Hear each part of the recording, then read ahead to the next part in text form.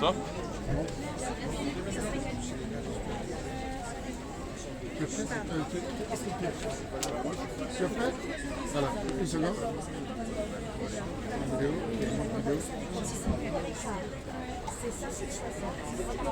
Professeur Sissoko, c'est un grand plaisir pour nous de vous recevoir ici aujourd'hui, parce que tout simplement vous avez eu des lignes directrices dans vos pensées qui nous permettent de croire encore à un avenir meilleur qui pourra arriver et de nous réveiller et d'être un peu révoltés. Révoltés parce que nous avons le fruit de la connaissance. Et nous voulons aussi partager cette mise en lumière. Comment pouvez-vous nous permettre de labourer le champ? Alors, il est très simple. Alors, moi, je suis philosophe et cartésien. J'adore l'Afrique, j'aime beaucoup l'Afrique, mais je suis extrêmement critique par rapport à l'Afrique. Nous n'avons pas le droit de nous révolter puisque nous avons abandonné le terrain. La nature a horreur du paysage. Nous, Africains, nous étions les premiers. Cher Anta Diop l'a dit, je travaille en ce moment sur deux sujets. La primauté de l'Afrique par les images et la théorie des fractales. La théorie des fractales est née en Éthiopie. En mathématiques, c'est l'origine de l'informatique, monsieur.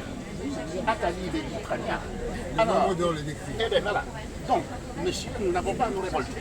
Nous devons nous en prendre à nous-mêmes. Ou si nous faisons la révolution, ce sera celle de ce plan. C'est-à-dire que tu t'en prends à toi-même et tu t'engages à amorcer une dynamique. Et nous en sommes capables. Nous en sommes capables. Nous avons des ressources humaines intenses. L'Afrique est riche de ressources humaines. Il y a quelques, regardez, vous avez entendu ces mots ici, vous avez écouté, j'ai écouté, je me suis mis en retrait parce que c'est le philosophe, pour mieux entendre les gens. Nous sommes forts, et je n'ai pas de modestie là-dessus, nous sommes bons. Quand je donne des cours parmi mes pairs, je n'ai aucune honte. Mais je critique beaucoup l'Afrique. Parce que tout simplement, il faut booster les Africains à aller de l'avant. Ils se sont laissés à l'endormissement. Pour quelle raison est-ce qu'on avance d'un pas, on recule de trois? C'est une dimension politique. C'est une dimension politique. Notre travail à nous, c'est de dire aux jeunes que nous sommes capables, de leur montrer. Et c'est ce qu'elle fait. C'est ce que Mme Corée a fait.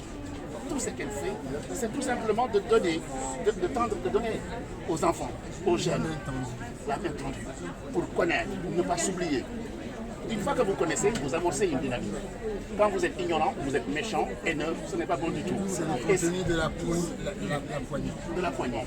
Donc nous sommes riches, nous sommes capables, nous avons beaucoup de choses à faire. Mais si nous dormons sur nos lauriers, nous n'aurons rien. Et nous n'avons pas à nous révolter. Et il faut arrêter de dire l'autre. Mais toi, qu'est-ce que tu as fait en tant qu'Africain?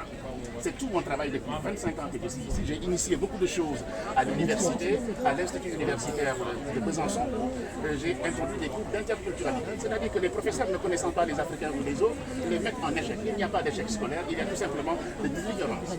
Donc j'enseigne aux professeurs qui est cet Africain, d'où il vient, etc. Aujourd'hui, je suis en train de chercher un livre de Jean-Gilles Sagour-de-Varo qui s'appelle On ne naît pas noir, on le devient, pour tout simplement apprendre à nos enfants qu'ils doivent être fiers de ce qu'ils sont. Tout mon travail, c'est de montrer à nos jeunes qu'ils sont bons, qu'ils ont un patrimoine culturel, qu'il n'est pas honte. Et ça, c'est extrêmement intéressant. Une fois que l'enfant est fier, pas fier pour faire le malin, mais fier pour dire que j'ai de la consistance, de la connaissance, du contenu. Et je dois respecter l'autre aussi qui connaît. Nous, on connaît. Tout le monde connaît. Et chacun apporte quelque chose. Et donc ça doit faire une fierté. Moi, je suis fier de contribuer à la civilisation de l'universel qui est chère à Senghor. Et je le dis haut parce que je sais que Paulette adore ça et que Dekal travaille beaucoup sur ces questions-là. Donc promouvoir la culture africaine est extrêmement important. Et nous allons continuer à notre manière, à la manière de Dekal et de Paulette, pour que tout simplement nos jeunes puissent comprendre, connaître et amorcer une dynamique pour que l'Afrique se révèle vraiment comme l'avait souhaité Cheikh Anta Diop. C'est le premier qui nous a effectivement mis sur la route et je voudrais saluer ici mon grand professeur, le professeur Djibril qui s'est assis à la chaise de Cheikh Anta Diop à l'université de Dakar, qui m'a formé à la philosophie, à l'exégèse, au travail rigoureux, pour tout simplement dire, parler. Et quand on m'invite, je suis extrêmement content de le dire. Je suis fier d'être avec une gerte. Quand elle m'invite, parce qu'on n'ose pas tellement m'inviter, parce que j'ai une langue sacrée, je ne plaisante pas avec la vérité, je peux boire le thé avec vous, mais quand il s'agit d'érudition et de travail sophistiqué, je dis ce que je pense. Et ce que je pense ne plaît pas toujours, parce que les Africains n'aiment pas s'autocritiquer. Et moi j'aime la critique, mais constructive pour aller de l'avant. Voilà ce que je voulais vous dire. Cet élément positif, aller de l'avant, vous le mettez en œuvre, vous nous faites partager. Et cette excellente richesse de partage, nous sommes dans ce monde aujourd'hui où l'on partage, nous ne devions plus être vraiment dans l'inconnu de notre propre culture. C'est pour ça que je vous demander quel axe vous pouvez tracer pour cette mise en lumière qui soit fructueuse et qui permette à ce que l'ombre s'éclaircisse. Cher monsieur, c'est très simple. Nous, Africains, on ne s'aime pas trop en général. La création du lien. Il faut qu'on soit solidaire. Vous savez quelque chose, je sais quelque chose. On le combine, on est fort. On partage les connaissances. C'est tout, monsieur. La création du lien. Et notre grande difficulté, c'est que quand moi j'applaudis, je suis un Américain. Quand je vois un Africain réussir, j'applaudis. C'est normal, même un être humain. Mais monsieur, certains, je suis désolé, voilà quoi. J'applaudis. En ce moment, je travaille beaucoup avec les jeunes qui me sollicitent pour des thèses, des recherches, etc. Mais j'ai une grande bibliothèque.